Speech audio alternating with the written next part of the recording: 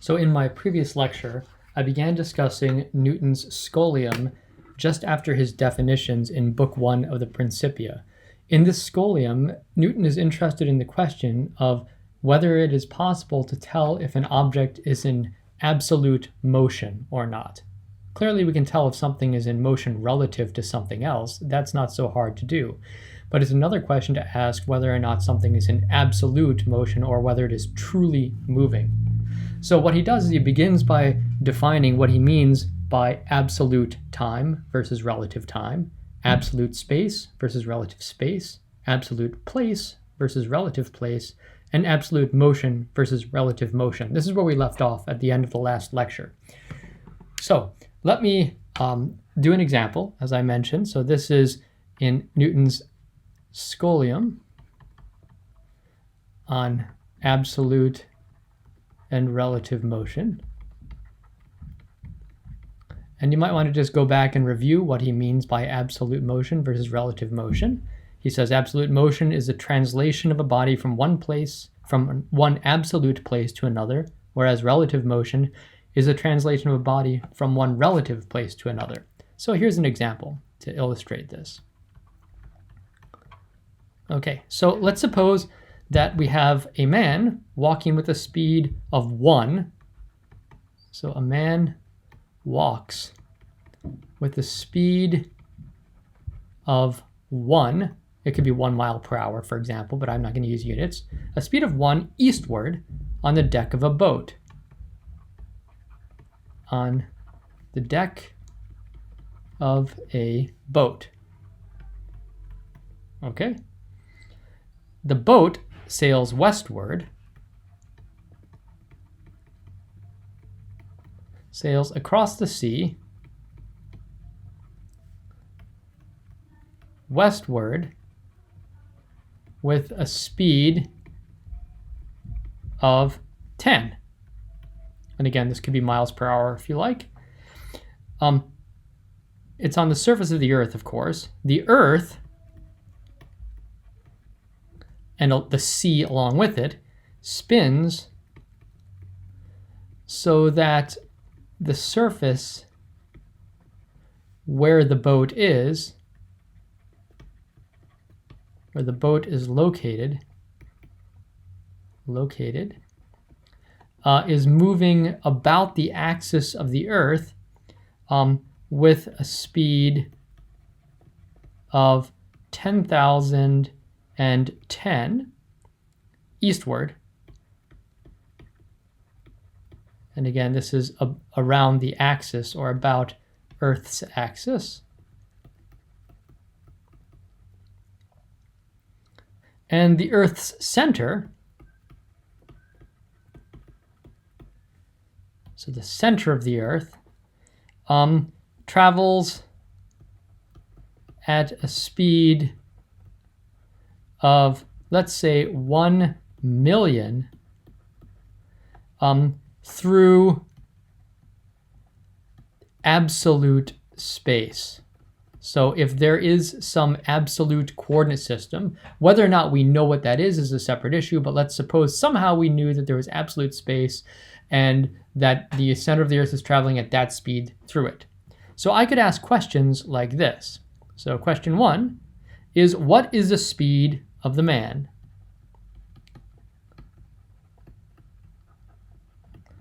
What is the speed of the man relative to, or what is his absolute speed relative to, first of all, the boat?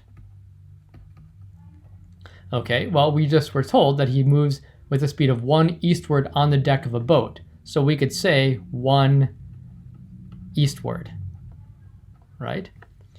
Number 2, what is the speed of the man relative to, relative to the water?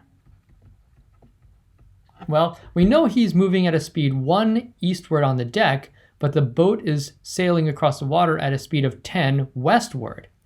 So what his speed would be, I'll pause for a moment, see if you can figure this out. It would be a speed of 9 westward. So that would be his relative motion that is relative to the surface of the water, because if he was sitting still on the boat, he would be moving at a speed of 10 westward, but because he's moving across the surface of the boat with a speed of 1 eastward, that means he only is moving at a speed of 9 westward compared to the surface of the water. I'm not going to answer this last one. I'll see if you can figure this out on your own. What is this speed relative to the center of the Earth? Okay, so you have to think about the fact that the Earth is spinning as well. Okay, and let me ask you this other question. Question 2, what is the absolute speed of the man? I guess you won't really be able to answer this because I didn't say what the speed of the Earth, the direction of the motion of the Earth through space, because I don't know how to say east or west, but what is the absolute speed of the man? So you'll probably have more trouble figuring this out. But you might imagine if I were to tell you that this is in the westward direction, although I don't know what westward would mean through space. But anyhow, you could add and subtract numbers to figure out the speed that he's moving through absolute space. That would be the absolute speed of the man. That is compared to this absolute reference frame.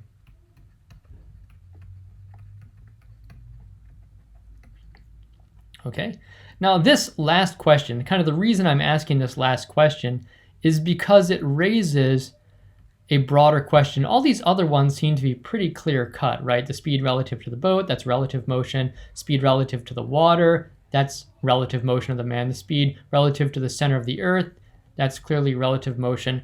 This third question is a little bit stranger because it raises the more general question of, can one determine the absolute motion of an object?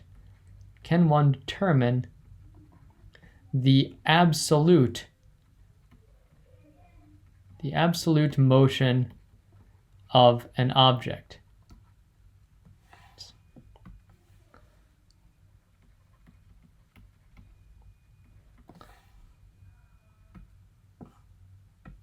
Another way of saying this would be to ask, or can one find the appropriate reference frame for space itself? Can one find an appropriate, or a proper, I guess I'll say an appropriate reference frame for space itself? You know, you can imagine measuring your speed relative to the Earth or relative to the Moon or compared to some planet like Jupiter. But if you get rid of all of those planets and so on, the idea that Newton has here is that space itself is kind of like a grid. Although you can't see the grid, space is a reference frame, and one would think perhaps you could determine your speed compared to this absolute space. So is there some kind of fundamental grid, so to speak? And if so, if so, how do you do this? How would you measure your speed through this absolute reference frame? After all, we seem to always measure only relative quantities. Newton is well aware of this, but how can we measure an absolute quantity, a measurement with respect to this absolute space? And Newton claims that you can. So Newton, let me say a few things here. So Newton concedes that in practice,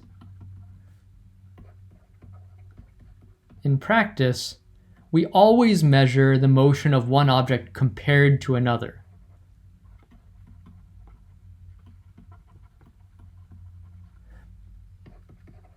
The motion of one object in comparison or compared to another.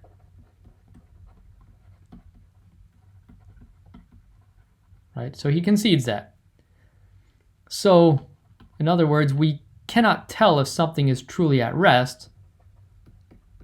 It seems that we cannot tell if some object or some body, something, is truly at rest that is at absolute rest or not moving, or truly in motion.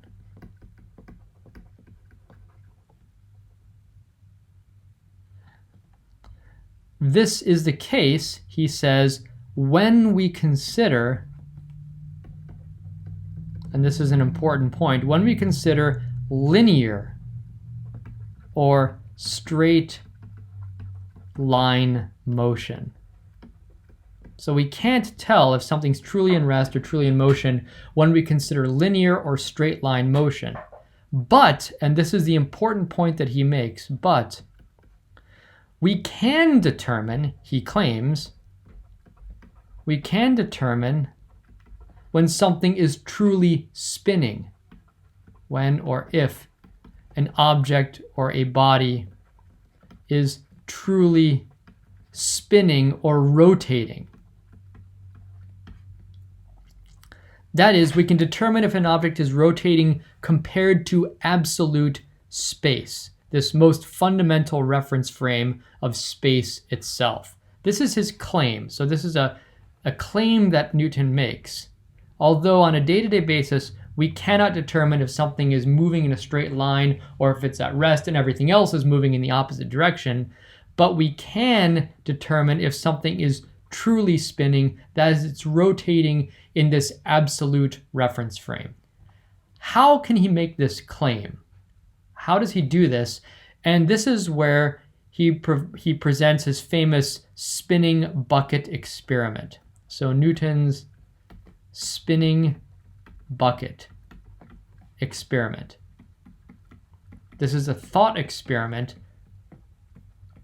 that he says justifies this claim that he makes that you can determine if something is truly spinning or not. And so in the next lecture, I will explain to you Newton's spinning bucket experiment.